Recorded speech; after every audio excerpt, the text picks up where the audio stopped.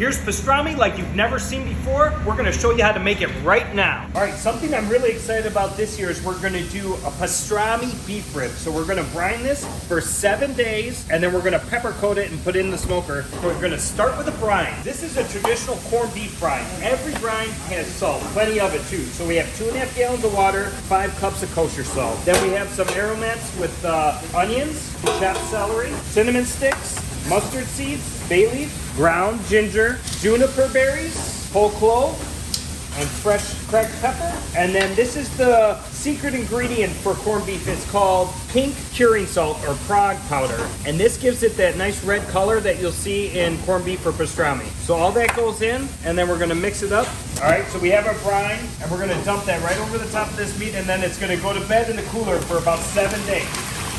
All right, guys, so it's been 7 days. Everything is nice and marinated. All the flavors are incorporated. We're gonna take everything out of the brine and take a look at it. We have some beef ribs. We're gonna do a nice pepper crust and do the pastrami style. All right, guys, so we're doing 2 styles of beef ribs. This is a 4-bone section, and this is the more traditional 3-bone section you've seen in other videos that we've done. We're gonna do them both pastrami style, so let's get that pepper on there. So for the pepper, we wanna use 3 types of pepper. We have a coarse ground, a fine ground, and then what we call in the restaurant biz is a table ground, kind of like in the middle. This is going to make sure we get some of those crunchy bits from the coarse ground, and you get some of the heat from the fine ground pepper. So we're going to mix all that up, and then we're going to season our short ribs. And this is nice and healthy black pepper. All the salt is already in there from the brine, so we don't have to apply any salt. So this is just a straight pepper rub. It's going to give you a nice crunch, and black pepper and beef go so well together. And you can see, because some of the moisture of that brine's still left on there, we don't really need a binder. It's gonna stick on just fine.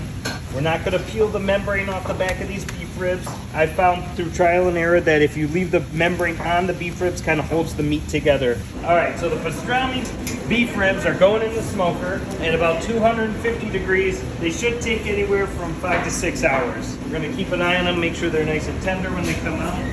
All right, guys, so we brined it, we rubbed it down with pepper, then we put it in the smoker, and this is our final pastrami beef rib. Let's cut into it and see what it looks like. Oh my gosh, that is so beautiful. Let's plate it up, guys. There's our whole rack. Put a couple of the cut bones on. Then I love pastrami with a little whole grain mustard, so we're gonna get a little dab on there. Some bread and butter pickles. And then we have traditional little boiled red potato and carrot with a little butter and parsley. That's going to bring it all together.